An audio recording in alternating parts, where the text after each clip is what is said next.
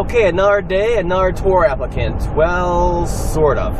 We ran into a lot of trouble with our first one last night between rust and just things generally going wrong. And we went pretty late, until about, 10 o'clock last night? 10 something. Actually, it was like 10:40 something, and we're calling it quits. It's not getting done tonight, so we decided to take off. We'll come and finish in the morning, and that's where we're heading now. It was definitely late, pretty darn sore, but it's almost done. I think I have to put the new control arms on. Set them into the knuckle. They're already on there.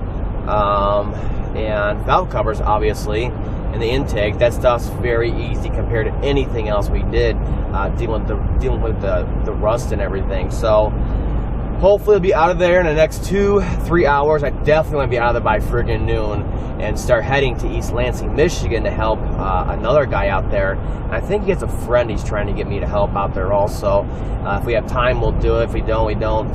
But it's a 5.5-hour drive from Waukesha here to East Lansing, so we're already going to be there at 5, but at least it's not that big of a job. It's the usual left-hand axle seal leak on a 6F35 to 2010 Fusion. So we've got the shaft for it, the bushing for it, and the new seal, obviously. I thought there was one other small thing on there.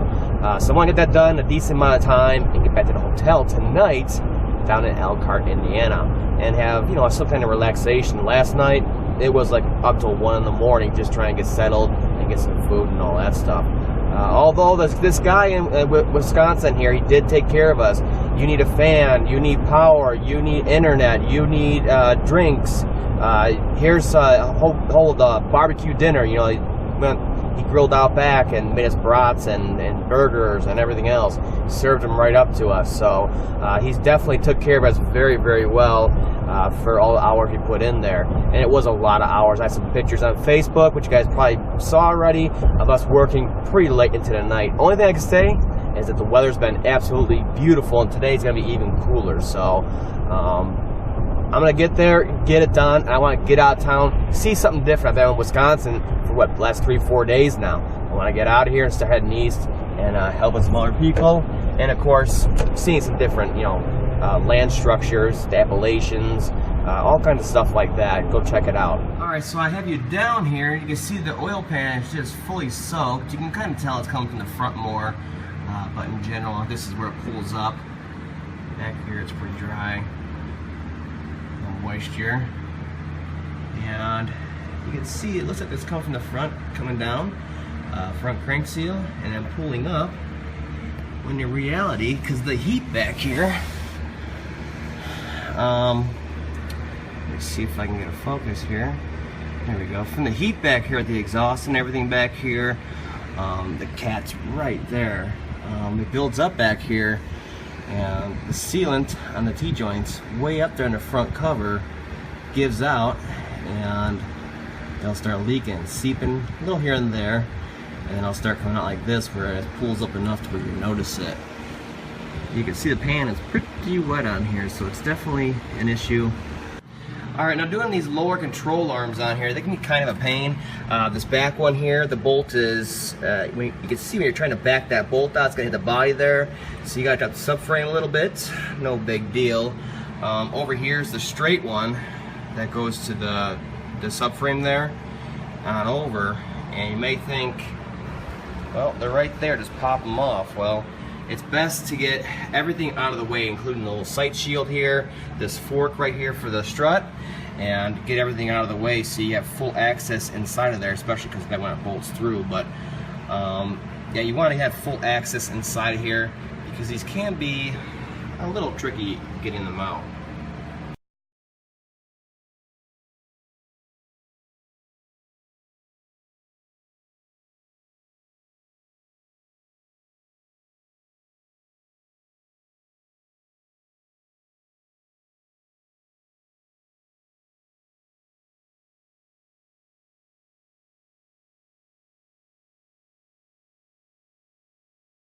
Alright guys, we just left the Wisconsin stop. It was a real pain from the front cover to the lower joints between rust and clearance issues.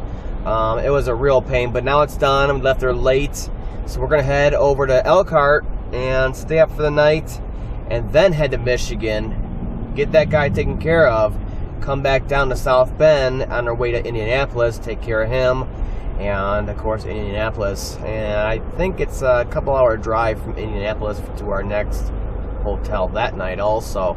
But yeah, if you own a Ford Fusion, I would say just about any of them, but especially, you know, up to 2012, they're all basically the same.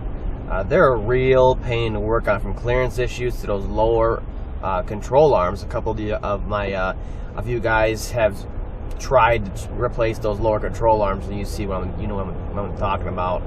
It's a nightmare. So it's done right, and everything's back together, and we're heading to our next stop. From this point on, it can only get better. It's got to get better, because all the other jobs are more generic, more generalized, quick diagnosis, stuff like that. Axle shaft seals on a 6 F-35, done a million of them. There's no problems with that. Stuff like that. So I think the worst is behind us. I hope the worst is behind us, and it looks bright in our future.